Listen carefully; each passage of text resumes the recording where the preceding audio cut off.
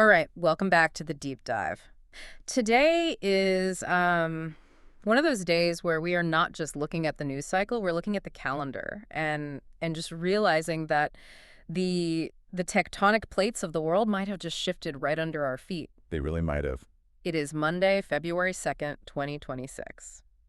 And that's a date that I think historians, or at the very least, economic historians, are going to be circling in red ink for a pretty long time. Absolutely, because if you've been glancing at the headlines this morning, maybe checking your phone over coffee, you've seen it. I mean, it is everywhere. It's unavoidable. President Donald Trump and Prime Minister Narendra Modi, one phone call.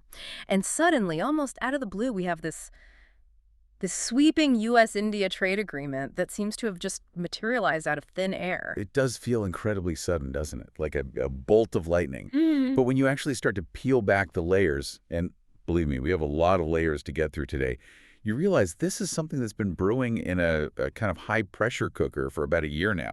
And the immediate global reaction has been, well, explosive might be a little too strong, but tectonic feels about right. I was reading through some of the initial analysis this morning, and you're seeing phrases like geopolitical chess move and a tectonic nudge in the global order. Yeah. This isn't just about, buying and selling widgets or soybeans anymore. No, absolutely not. This is about the fundamental architecture of the world economy. I mean, if you look at the source material we've got in front of us today, and it's a fascinating stack. We have everything from deep trade analysis to legal briefs, and even analysis from a blog called Brackface, which offers this really interesting perspective from an Obama volunteer looking at a Trump deal. Which is a wild perspective. It's a really unique lens. But it's clear this is about way more than just tariff percentages. Right.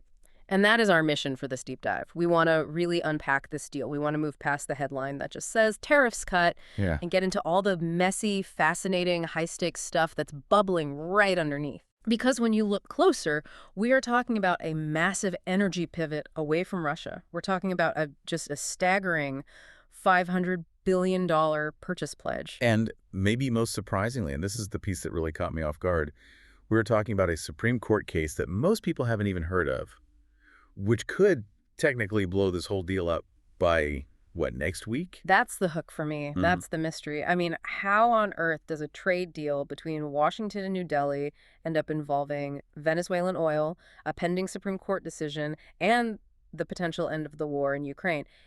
It sounds like one of those conspiracy theory boards with the red string connecting everything. It does. But it's actually just global economics in 2026. It's the butterfly effect in real time. A single phone call in Washington changes an oil shipment in Venezuela, which, in turn changes a tax revenue stream in Moscow. It is all connected. So let's start at the surface level before we dive deep. Let's call this Section 1, the deal at a glance. Or, as I kind of like to call it, how we went from tariff king to dear friend in the span of a single social media post. It is quite the rebrand, isn't it? A complete 180. It's the ultimate pivot. So let's look at the headline numbers first, just to ground us. What did the U.S. actually concede here? What did Trump put on the table? So, effective immediately, it's key phrase here, effective immediately, which implies no waiting period, no phasing into it. President Trump has announced what he's calling a reciprocal tariff reduction. Reciprocal, okay. He's taking the U.S. tariffs on Indian goods, which were sitting at this really punitive 25%, and in some sectors had spiked all the way up to 50% during the tensions of 2025. Which was basically a trade war. It was, and he's slashing them down to 18%. Okay, let's unpack that number, 18%. Because to the average person, that still sounds like a pretty hefty tax. Why that specific number? Is that good? Is that bad? What does that mean in context? It is highly strategic. You have to look at the competitive landscape. If you're an Indian manufacturer, who are your biggest competitors? China, Pakistan, Southeast Asia. Right. And under current U.S. policy, China and Pakistan are facing significantly higher tariff rates. So by setting India at 18%, Trump is essentially giving Indian manufacturers a relative advantage. It isn't free trade in that classic 0% sense. No. But it's preferred trade. It's a leg up compared to the competition. It's like being the favorite child, but you still have a curfew. You aren't totally free, but you definitely have it better than your siblings. That's a great way to put it. You still have to pay to get in the door, But the bouncer likes you better than the guy standing behind you in the line. And in a world of just razor-thin margins in global manufacturing, that difference is everything. It's huge. Absolutely. So what did India have to give up to get this 18% rate? Because we all know Trump doesn't just hand out discounts out of the goodness of his heart. There's always a price. And this is the big one. This is the massive concession. This is the one that has New Delhi buzzing. India committed to slashing tariffs and non-tariff barriers on U.S. goods to zero. Zero. As in completely eliminated. Zero. Gone. And we're not just talking about trinkets here, small consumer goods. We are talking about sectors that have been historically incredibly protected in India. Like what? Agriculture, for one. Energy, advanced technology, heavy manufacturing. I mean, India has spent decades, literally decades, building walls around these industries to protect their own domestic growth. The Make in India initiative. That's the one. And this deal essentially just opens the floodgates for American products to pour into the Indian market. That sounds huge. I mean, for years, Trump has been calling India the tariff king. I remember him complaining about Harley-Davidson motorcycles, specifically at rallies. It was his go-to example. That was his favorite example. He would always talk about it, how he could sell a motorcycle to India, but the tax was so high, nobody could possibly afford it. And this deal, in his mind, is the complete vindication of his doctrine. Yeah. The doctrine of reciprocity. Exactly. His whole view has always been apply massive pressure, make them hurt, and then, only then, cut a deal that you can sell as a huge victory. He pushed them right to the brink. He created the crisis. He did. He jacked those rates up to 25 and 50% last year. He made the pain very, very real for Indian exporters. And now he's the one bringing them back into the fold. It's like he created the problem so he could solve it and take all the credit for the solution. So let's talk about the optics of this, because the mood shift is just, it's whiplash-inducing. You go to Truth Social this morning, what do you see? You see a victory lap, a massive one. Trump is framing this entirely as a personal achievement born of his friendship and respect for Modi. He even uses the phrase, at his request. It's very personalized, like, my friend asked me for a favor, so I did it. And then you flip over to X, formerly Twitter, and you check Prime Minister Modi's feed. And it is a total love fest. He's calling Trump a dear friend. He is thanking him on behalf of 1.4 billion Indians. He's using these grand phrases like immense opportunities unlocked. It is just incredible to think that just a few months ago, in late 2025, we were talking about tariff wars and brinkmanship. We were. Relations were arguably at their lowest point in decades. We were seeing all these headlines about trade disputes, visa issues, diplomatic cold shoulders. The relationship was truly in the freezer. I mean, the U.S. was furious about the trade imbalance and, of course, the Russian oil, which we absolutely have to get to in a minute. Oh, we will. And India, for its part, was furious about the punitive tariffs. It was a staring contest. Just two heavyweights in the ring, waiting for the other one to blink. And now all of a sudden, they're hugging it out in the center of the ring. But is it a hug or is it a business transaction that's just disguised as a hug? Well, that is the ultimate question, isn't it? And I think yeah. to even begin to answer that, we have to look at what is arguably the real heartbeat of this deal. And it's not the tariffs on widgets or motorcycles. No. It's the energy. Right. Section 2, the global energy pivot. One of the sources we have here says this deal is as much about fuel as it was about finance. Absolutely. 100%. If you miss the energy story, you miss the entire deal. You're just looking at the surface, at the paint job. Okay, so the headline commitment here is that India agrees to halt all purchases of Russian oil. Correct. And to really understand the magnitude of that statement, you have to look at where we were just yesterday. Since the invasion of Ukraine back in 2022, India became one of the biggest, if not the biggest, economic lifelines for the Russian economy. They're buying up all the oil that Europe refused to touch. They were. And at a steep discount. They were buying over 1.5 million barrels per day of Russian crude. 1.5 million barrels a day. That is a staggering amount of oil. It was over a third of their total imports. It was a massive slice of their energy pie. And because Western sanctions had capped the price, Russia was selling it cheap. So you had this dynamic where India was getting a bargain, fueling its massive economic growth on discounted energy. And on the other side of that coin, Russia was keeping its war machine funded. The U.S. hated this. The official view in Washington was that New Delhi was essentially subsidizing the invasion of Ukraine. So Trump gets on the phone and says, stop buying from Putin. And Modi says, okay. But India still needs oil. I mean, they have 1.4 billion people. They have to keep the lights on and the cars running. So where are they going to get it? That is the pivot. That's This. the whole game. Trump states very clearly that India will buy much more U.S. crude. He wants to turn the United States into India's primary energy partner. He wants American oil from the Permian Basin flowing into Indian refineries. But here's the twist that I saw in the Business Recorder source, and honestly, I had to read it twice. Trump also floated Venezuela. This is where it gets really, really fascinating and, frankly, a little bit ironic. Yeah, talk about a plot twist. I did not see that coming. The U.S. has spent years sanctioning Venezuela, trying to squeeze the Maduro regime, calling them illegitimate, trying to foment opposition. Now, all of a sudden, Washington is hinting at allowing India to purchase Venezuelan oil to fill the gap that's being left by Russia. So let me see if I have this straight. We sanctioned Venezuela, then we sanctioned Russia. Now we're telling India, don't buy from the bad guy Russia, go buy from the other bad guy Venezuela, who we also sanctioned. It's a metaphorical detour for supply chains, as one analyst put it. It is pure realpolitik at its finest.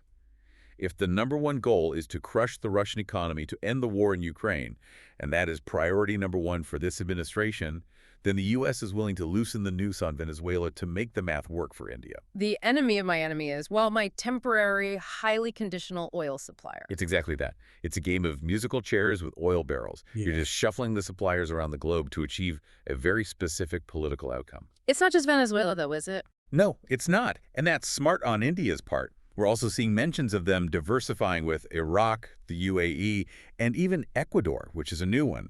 The Indian Oil Corporation just made its first ever purchase from Ecuador.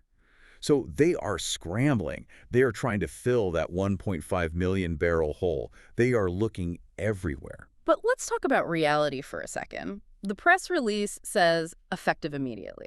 Can you just switch your oil suppliers like you switch grocery stores? Can India just wake up tomorrow morning and say, okay, forget Siberia, send the tankers from Texas instead? No. And that is the huge logistical nightmare that's hidden behind the handshake and the smiling photo op. Energy diplomacy, it takes time. You don't just turn a tap. It's a massive physical infrastructure issue. Why not? I mean, oil is oil, right? It's black gold. You pump it out of the ground, you put it in a ship. Not at all. Chemistry matters. Immensely. You have to think of refineries as giant, complex chemistry sets that are designed for very specific inputs. And Indian refineries, specifically the big players like Reliance Industries, which runs the biggest refinery complex in the entire world, have spent the last few years optimizing all of their equipment to process Russian medium sour crude. Medium sour. Sounds like a bad cocktail you'd get at a dive bar. It does. But it refers to the density and the sulfur content. Sour crude has a higher sulfur content. Sweet crude, like a lot of what comes out of the U.S. Permian Basin, is lighter and has less sulfur. So you can't just swap them. If you suddenly switch to U.S. sweet crude, you have to adjust the refinery tech. You have to change the settings on the catalytic crackers, the heating processes, the distillation columns. It's a major technical recalibration. It takes time and money. So it's kind of like putting diesel in a regular gasoline car. It's not quite that catastrophic, but it's wildly inefficient until you retool the whole system. And then on top of all that, you have the shipping. Right, the simple geography of it. It takes 2 to 3 months, minimum, just to reroute the tankers, secure new insurance contracts, and handle the port logistics. A tanker from a Russian port to a port in India is a specific, well-worn route. A tanker from the Gulf of Mexico and Texas all the way to India is a much, much longer voyage. So even if Modi signed the paper today, That Russian oil is likely still flowing for another quarter, at least, while they get all of this sorted out. The effective immediately is a political statement, not a logistical reality. and the cost, the whole point of buying Russian oil was that it was cheap. Exactly. It was heavily discounted. U.S. oil is reliable, as Trump likes to say, but it's sold at market rate. It is costlier. Plus, the shipping costs are higher because of the distance. So what you have here is India agreeing to pay more for its energy in the short term. That is a genuine economic sacrifice that they are making. And they're making that sacrifice to get those tariff reductions on the other side of the ledger. That's the trade-off. Which brings us to the big why. Why would India agree to pay more for oil? Because Trump is promising something absolutely huge on the other side. And this connects directly to Section 3, the Ukraine connection. This is the weaponization of trade. This is where economics becomes war by other means. And Trump's quote is, it's incredibly bold. He says, flat out, this will help end the war in Ukraine. He is drawing a direct causal line. His belief is that oil is the bloodstream of modern warfare. And, he's not wrong. If you manage to cut off one of Russia's biggest buyers, remember, we're talking about a third of their exports going to India, you dramatically slash the Kremlin's revenue. The data point I saw here is that losing the Indian market could cost Russia up to $1.6 billion in monthly tax revenues. A month. Not a year, Yeah. a month. That's a massive hit to a war budget. It is huge. $1.6 billion a month. Think about what that buys. That's money that isn't buying drones from Iran, it isn't paying soldiers on the front line, it isn't manufacturing artillery shells. It puts a very serious crimp in Vladimir Putin's ability to sustain this conflict. And there's always a but. Always. Here's the peace paradox that the experts are whispering about, and I want you to break this down for me because it feels like a real catch-22. It is the fundamental fragility of this particular clause in the deal. Think about the logic. The entire premise is stop buying Russian oil because we need to bankrupt Russia to end the war. Okay, I follow that. A causes B. But what happens if the war actually ends? Then I guess we don't need to bankrupt Russia anymore. Exactly. If peace is achieved, which is the stated goal of the whole policy, then typically what happens next? Sanctions get lifted, the G7 price cap on Russian oil might be removed, the blockade effectively ends. And if the sanctions are lifted? Then India might go right back to buying cheap Russian Urals crude. Because why wouldn't they? I mean, look at the numbers. It saved their economy somewhere between $10 and $25 billion over the last 2 years. The economic incentive to buy that cheap Russian oil is massive. So you're saying the deal is designed to end the war, but the very act of the war ending might be the thing that kills the deal. That is the verdict for most serious analysts. The energy clause is inherently contingent on the war's duration. If peace breaks out tomorrow, India has absolutely no economic reason to keep buying expensive American oil when cheap Russian oil becomes legal and available again. That is flimsy. It feels like a house of cards built on an active battlefield. It is transactional to its core. And that really is the hallmark of this administration's approach to foreign policy. It's not about building a permanent alliance based on shared values. It is a deal for right now. It solves the immediate problem on the table, but it doesn't necessarily build a 50-year infrastructure of trust. Speaking of deals that sound incredibly impressive but might be a little flimsy when you poke at them, let's talk about the money. Ah, yes. Section 4, scrutinizing the $500 billion pledge. The big number, the headline grabber, the one that makes you go, wow. India pledges to purchase $500 billion in U.S. goods, $500 billion. Energy, technology, agriculture, coal, industrial products. If that number is real, and that's a big if, it would rank among the largest bilateral trade expansions in modern history. It is a Marshall Plan level of money. If. I think that's the key word there. Because the sources we're looking at are, to put it mildly, pretty skeptical about this number. There's a lot of skepticism, and I think rightly so. First of all, the most glaring problem is the lack of any details. Is this $500 billion over 1 year? Is it over 10 years? 50 years? Right. It makes a huge difference. If I tell you I'm going to spend $1 million on groceries, well, over the course of my entire life, maybe that's plausible, but I'm not doing it this week. Exactly. Without a timeline, the number is basically meaningless. And we have to look at the history here. We have to discuss Trump's history of, let's call it exaggeration. The sources specifically mentioned the 68 Apache helicopters claimed from a few years back. Oh, I remember that. He was at a rally and he said India bought 68 helicopters. And the reality was 28. He more than doubled the number for effect. He has a documented history of overstating the outcomes of his phone calls with Modi. He likes big, round, impressive numbers that sound great on television and in a social media post. Let's put it in context. Let's look at the current stats. Total U.S.-India trade right now is about $191 billion. For everything, both ways. So he's talking about adding $500 billion on top of that. Or is he saying the total will get to $500 billion? Even if it's the total, that's still more than doubling the entire relationship. It's a massive, massive jump. It feels like what trade analysts call aspirational targets rather than, legally enforceable obligations. And here is the tell, I think, the real giveaway. Did Prime Minister Modi mention the number $500 billion? No, not a word. Did the Indian Ministry of External Affairs put that number in an official press release? No. Modi's public statements, all of them, focused entirely on the tariff wins. It was all, thank you for the 18%.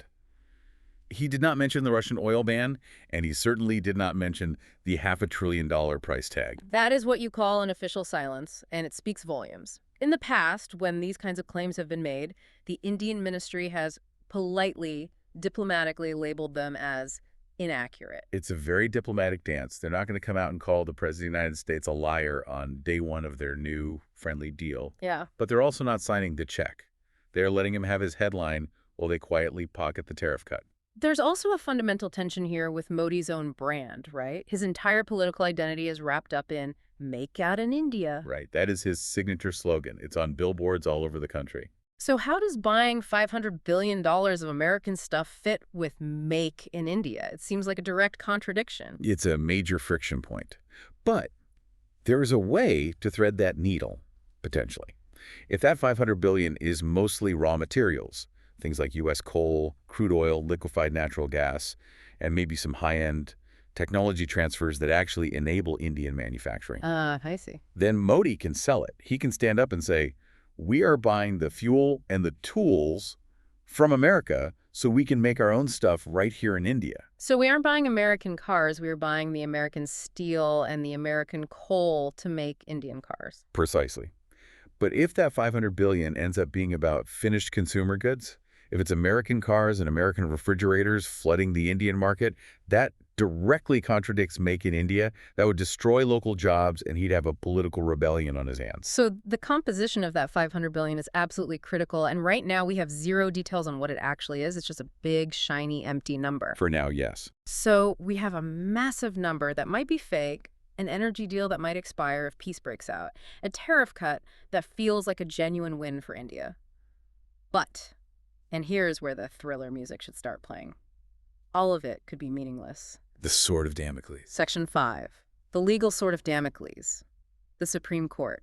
This is the part of the story that is not making the front page of the newspapers, but it absolutely should be, because the entire legal authority for this deal, specifically Trump's ability to set those tariffs, is hanging by a very, very thin thread. Explain this to me like I'm not a lawyer. Trump cuts the tariff on Indian goods to 18%. How does he have the power to do that on his own? He's using a law called the IEPA. It's the International Emergency Economic Powers Act. That's a mouthful. It is.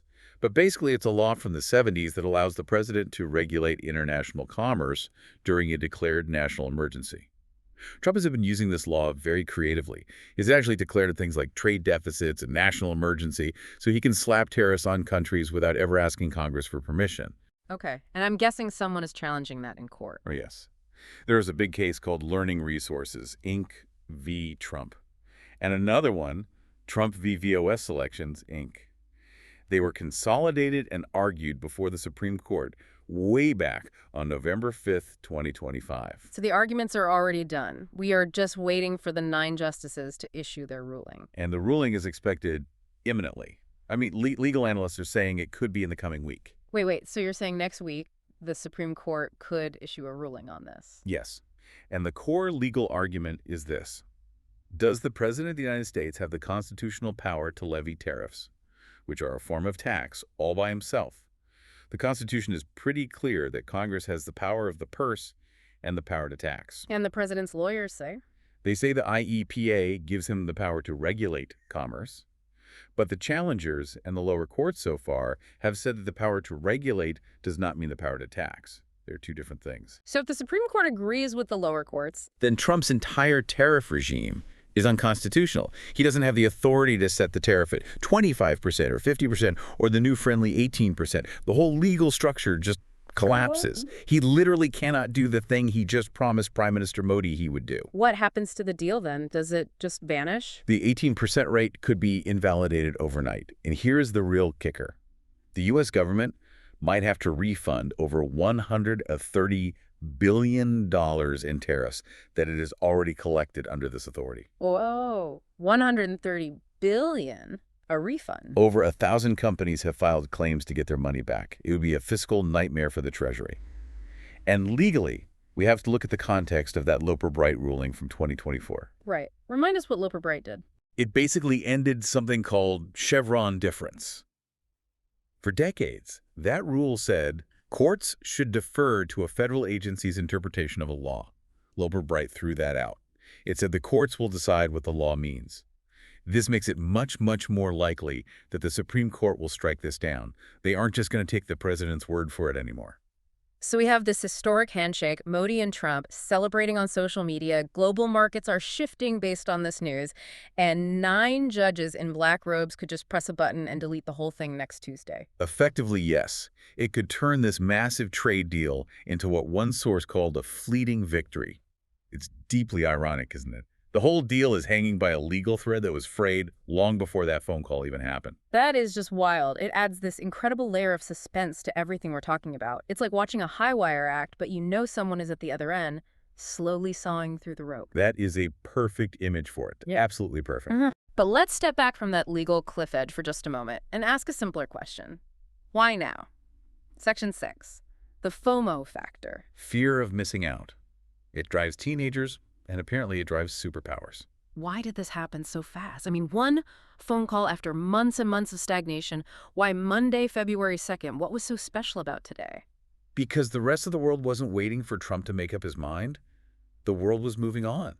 They were making their own deals. We have to look at what the competitors were doing. What was happening in January of 2026? It was a global trade rush, a complete sprint. On January 16th, Canada struck a deal with China to lower tariffs on electric vehicles. Trump immediately threatened them with 100% tariffs in response, but they did it anyway. They called his bluff. And what about the EU? The European Union finalized what they were calling the mother of all deals with India on January 27th. That was just a few days ago. The mother of all deals. That sounds intimidating. It is. It eliminates tariffs on 96.6% of all EU exports to India. It's projected to save European companies 4 billion euros a year.